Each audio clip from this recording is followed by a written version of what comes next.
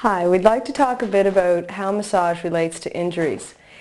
For an acute injury, say if a friend or a neighbor has sprained an ankle or broken an arm or something and you're waiting for medical attention, please don't use this as an opportunity to use any of the massage techniques. What you want to do is something that's called RICE, which stands for rest, ice, compression, and elevation. So what I'd like to do is show you how that's done. Okay, so we have our client or our injured person, and we have him laying down, which is the rest part of RICE.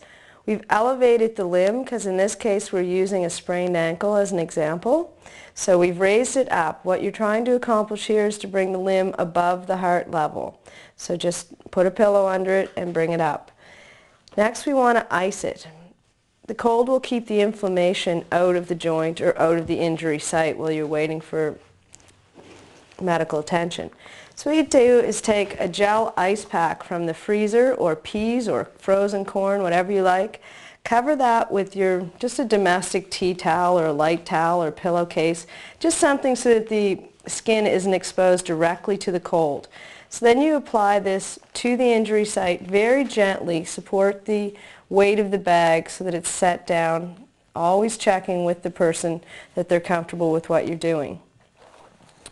So that's the ice portion. The compression comes when the bag of peas or ice just conforms to the injury site and the weight itself will provide compression on the injury site. So you just leave it like that and check with the person so that if it's creating discomfort by being too cold, you just again gently lift it away. Usually about 10 minutes on, and then take it off for 3 minutes and then put it back on.